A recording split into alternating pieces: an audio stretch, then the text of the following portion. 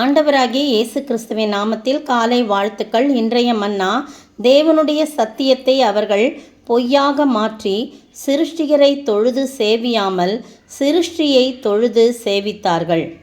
அவரே என்றென்றைக்கும் ஸ்தோத்திரிக்கப்பட்டவர். ஆமேன். ரோமர் 1:25. எவ்வளவு பயங்கரமான காரியம் பாருங்க.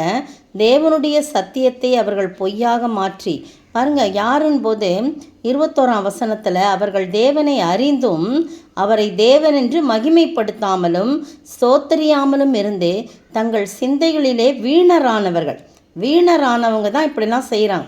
உணர்வில்லாத அவர்கள் இருதயம் இருளடைந்தது. அவர்கள் தங்களை ஞானிகள் என்று சொல்லியும் பைத்தியக்காரராகி அழிவில்லாத தேவனுடைய மகிமையை அழிவுள்ள மனுஷர்கள், பறவைகள், மிருகங்கள், ஊரும் பிராணிகள் ஆகிய இவைகளுடைய ரூபங்களுக்கு ஒப்பாக மாற்றினார்கள். எத்தனை பெரிய பயங்கரமான காரியம் பாருங்க. நம்முடைய ஆண்டவர் ஜீவனுள்ள ஆண்டவர். நமக்காக ஜீவன் கொடுத்தார். இந்த உலகத்திலே மனிதனாக பிறந்தார்.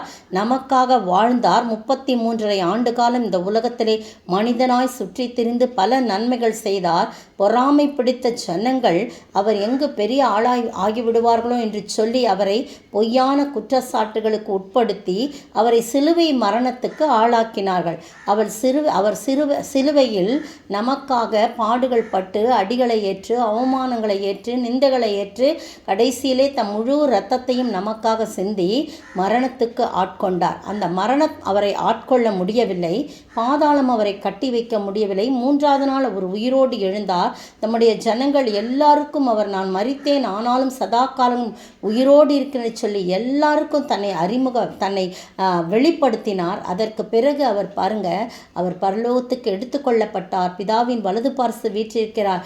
அவர் நம்மோடு கூட ஆவியானவராய் இருக்கிறார். ஆவியை நம் மீது பொழிந்தருளினார். பரிசுத்த ஆவியானவராய் நம்மோடு கூட இருக்கிறார். நம் அருகில் இருக்கிறார். யார் யார் அவரை நோக்கி உண்மையாய் கூப்பிடுகிறோமோ ஒவ்வொருவரும் அதை உணர்ந்து கொள்ளும்படியாக கர்த்தர் நம்மோடு கூட நம்முடைய வாழ்க்கையிலே இடைப்படுகிறவராய் காணப்படுகிறார். அப்படிப்பட்ட தெய்வத்தை, என்னுடைய மகிமையை மனுஷர்கள் என்ன பண்ணுறாங்க? அழிவுள்ள மனுஷர்கள், பறவைகள், மிருகங்கள், ஊரும் பிராணிகள் ஆகிய இவைகளின் ரூபங்களுக்கு ஒப்பாக மாற்றினார்கள். இன்றைக்கும் இது நடந்து கொண்டு வருகிறது இல்லையா? மிருகங்களை தொழுது கொள்கிறாங்க, பறவைகளை தொழுது கொள்கிறாங்க, பறவைகளை கடவுள்னு நினைக்கிறாங்க. அதுக்கு பிறகு ஊரும் பிராணிகளை கூட என்ன பண்ணுறாங்க? கடவுளாக நினச்சி தொழுறாங்க. அதை தான் இப்போ நம்ம சத்திய இன்னைக்கு தியான வசனம், தேவனுடைய சத்தியத்தை அவர்கள் பொய்யாக மாற்றி சிருஷ்டிகரை தொழுது சேவியாமல் சிருஷ்டியை தொழுது சேவித்தார்கள். ஆனால் அவரே என்றென்றைக்கும் ஸ்தோத்தரிக்கப்பட்டத்தக்கவர். ஆமேன். பாருங்க, ஆதியாகமம் 1ஆம் அதிகாரத்தில் அவர் எல்லாவற்றையும் அவர்தான் படைத்தார். ஒவ்வொரு நாளும் வெளிச்சம் கடந்தார். வெளிச்சம் உண்டாயிற்று. அதற்கு பிறகு பூமியை நிலத்தையும் நீரையும் தனியாக பிரித்தார். சமுத்திரம்னு பேரிடுறாரு. அதுக்கு பிறகு கடலில் வாழும் மிருக ஜீவன்கள், காட்டில் வாழும் நாட்டில் வாழும் மிருக ஜீவன்கள்லாம் படைக்கிறாரு. அப்புறம் மரங்களெல்லாம் படைக்கிறாரு. கனித்தரும் செடி கொடிகளாம் படைக்கிறாரு. வானத்திலே அவர் சுடர்களை உண்டாக்கினார் என்று சொல்லி பகலிலாள சூரியனை, இரவிலாள சந்திரன், நட்சத்திரங்களை படைத்தார். இவையெல்லாம் எதுக்கு படைச்சார்னா, அவைகள் அடையாளங்களுக்காகவும் காலங்களையும் நாட்களையும் வருஷங்களையும் குறிக்கிறதற்காக இருக்க கடவுதுன்னு சொல்கிறார். அப்படி தான் சொன்னாரே தவிர இதை போய் கும்பிடுங்க, சூரியனை வணங்குங்க, சந்திரனை வணங்க, நட்சத்திரங்களை வணங்கன்னு அவர் சொல்லலை. எல்லா ஆளுகையும் என் ஆண்டவராகிய கர்த்தருக்கு மட்டும்தான் ஒப்பாக இருக்குமே தவிர எந்த சிருஷ்டியையும் நாம் தொழவே கூடாது. அப்படி சேவித்தோம் என்று சொன்னால் கர்த்தர் அதற்கேற்ற காரியங்களை நமக்கு கொடுப்பார். நம் வம்சங்களுக்கு, நம் பிள்ளைகளுக்கு அதை காட்டுவார். எனவே பிரியமானவர்களே, நீங்களும் நானும் சிருஷ்டி கர்த்தாவாகிய என் ஆண்டவரை சேவிக்க வேண்டுமே தவிர எந்த சிருஷ்டியையும் நம்ம என்ன பண்ணக்கூடாது? தொழுது கொள்ளக்கூடாது, சேவிக்கக்கூடாது. அவரே என்றென்றைக்கும் ஸ்தோத்தரிக்கப்படத்தக்கவர். இன்றைக்கு எத்தனையோ பேர் போய் சூரிய நமஸ்காரம் என்று சொல்லி சூரியனை வணங்குகிறவர்களாக இருக்கிறார்கள். சந்திரனையும் நட்சத்திரங்களையும் பார்த்து அதை வணங்குகிறவர்களாக இருக்கிறார்கள். அது மட்டும் இல்லை, நீரில் வாழ்வன, நிலத்தில் வாழ்வன, ஊரும் பிராணிகள், பறக்கும் பறவைகள், காட்டு மிருகங்கள், நாட்டு மிருகங்கள், இதையெல்லாம் சிலையாக வடித்து அவர்கள் வணங்குகிறார்கள். ஆனால் ஆண்டவர் சொல்கிறார், இதையெல்லாம் நான் படைத்தேன். படைத்தவது எந்தெந்த காரியத்துக்காக நான் படைத்தேனோ அதற்கு மட்டும்தான் பயன்படுத்தணும். அதை கடவுளாக நினைத்து நீங்கள் வழிபட்டீங்கன்னா உங்களைப் போல பரிதபிக்கிறவர்கள் யாரும் இல்லை என்று சொல்லி அவர் அன்போடு சொல்கிறாரு, கோபமாக சொல்கிறாரு. ஆனாலும் ஜனங்கள் கேட்காதபடி அந்த தேவனுடைய வார்த்தைகளையே சத்தியத்தையே பொய்யாக மாற்றி அவர்கள் என்ன பண்ணுறாங்க, சிருஷ்டிகளை சேவியாமல் சிருஷ்டியை தொழுது சேவித்தார்கள் என்று போடப்பட்டிருக்குது. ஆண்டவர் தனக்குரிய மகிமையை எதற்கும் கொடுக்க முடியாது.